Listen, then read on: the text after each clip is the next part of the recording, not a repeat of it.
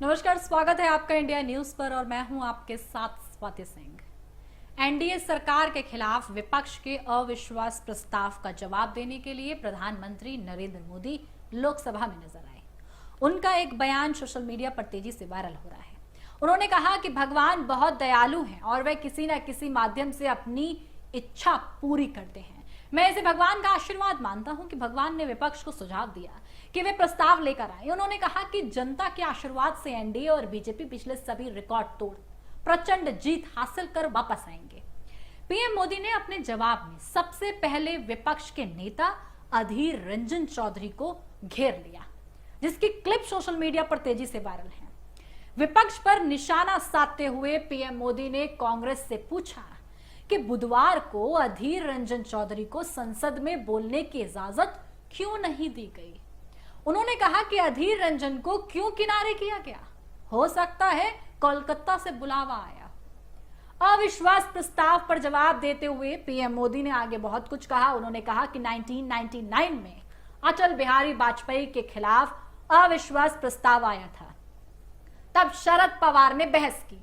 इस बार ऐसा क्या हुआ कि विपक्ष ने इतने बड़े नेता अधीर जी को बोलने का मौका नहीं मिला। खैर, आज उनमें से किसी को मौका नहीं मिला। मुझे नहीं पता कि आपकी क्या मजबूरी है। आपने अधीर बाबू को किनारे क्यों कर दिया। विपक्ष के सबसे बड़े नेता का नाम बोलने वालों की सूची में ही नहीं था। क्या अधीर बाबू को दरकिनारे कर दिया गया? पता नहीं, कलकत्ता से फोन आया है। पीएम मोदी यही नहीं रुकते हैं। उन्होंने आगे कहा कि समय समाप्त होने के बाद भी स्पीकर ने उदारता दिखाते हुए अधीर रंजन चौधरी को बोलने का मौका दिया, लेकिन उन्होंने गुड़ का गोबर कर दिया, जिसमें वे माहिर हैं। पता नहीं कलकत्ता से फोन आया या नहीं आया। तो बार बार कलकत्ता से फोन आया हो, इस पर क्यों बार बार फोकस किया गया? पता नहीं कलकत्ता से फोन आया हो। प्रधानमंत्री मोदी इस बात को बार बार क्यों दोहरा रहे थे? पीएम मोदी के इतना कहते ही सत्ता पक्ष की तरफ से एक बार फिर ठहाके लगने लगे। पीएम मोदी का इशारा पश्चिम बंगाल की मुख्यमंत्री ममता बनर्जी और अधीर रंजन चौधरी के तलक रिश्तों की तरफ था। जी हाँ, जो बार बार पता नहीं कलकत्ता से फोन आया हो कहा गया। चौधरी ममता दीदी के कट्टर आलोचक माने जाते हैं, लेकिन विपक्षी गठबंधन में कांग्रेस के साथ टीएमसी भी है। पीएम मोदी ने इस तरह विपक्षी गठबंधन आईएनडीआईए के जिस तरीके से अंतर विरोध को और हवा देने की कोशिश की है, इससे पहले बुधवार को गृह मंत्री अमित शाह ने भी अपने भाषण के दौरान अधीर रंजन चौधरी को कांग्रेस की तरफ से बोलने का मौका नहीं मिलने पर खूब मजे लिए थे। जब जब उनके भाषण के दौरान अधीर रंजन चौधरी उन्हें टोकने की कोशिश कर रहे थे, शाह उन पर चुटकी ले रहे थे। पीएम मोदी ने आगे कहा कि कांग्रेस बार बार उनका अपमान करती है।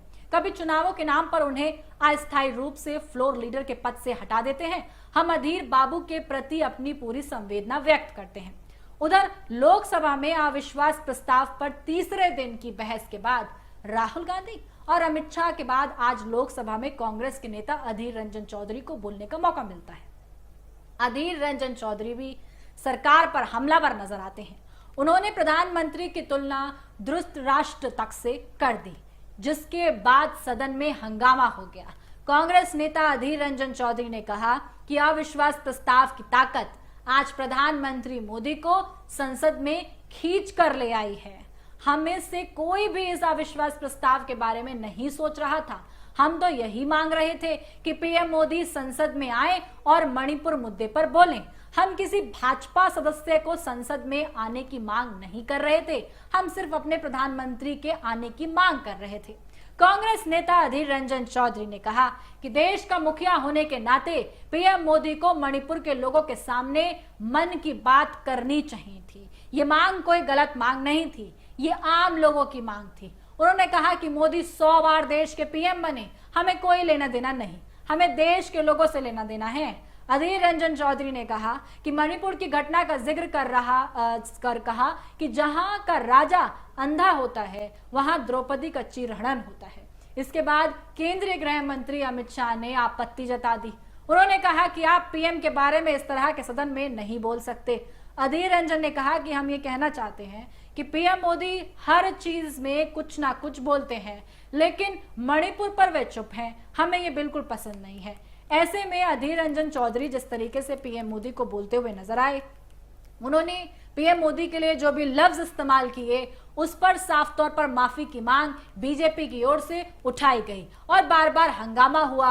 अब साफ तौर पर लोग जो हैं वहां पर मौजूद तमाम कि अधीर रंजन चौधरी प्रधानमंत्री मोदी से माफी मांगे। अब इस बात पर बहस छिड़ गई है।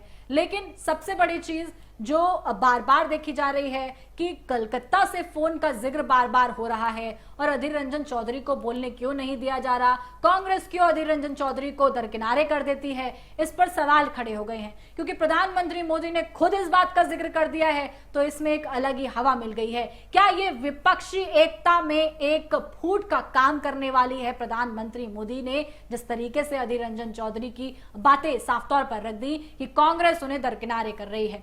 ऐसे में जिस तरीके से पश्चिम बंगाल की मुख्यमंत्री ममता बनर्जी और अधीर रंजन चौधरी को एक साथ साधा गया प्रधानमंत्री मोदी के इस बयान के द्वारा, जिस तरीके से अधीर रंजन चौधरी और ममता बनर्जी के तलक रिश्तों की तरफ देखा जाए तो चौधरी ममता दीदी के कट्टर आलोचक माने जाते हैं, लेकिन विपक्षी गठबंधन में कांग्रेस के साथ टीएमसी भी है। ऐसे में ये प्रधानमंत्री मोदी का अधीर रंजन चौधरी पर बोलना, इस पर आपकी क्या राय है कमेंट बॉक्स में जरूर बताएं। अभी के लिए मेरे साथ बस इतना ही। देखते रहें इंडिया न्यूज। धन्यवाद।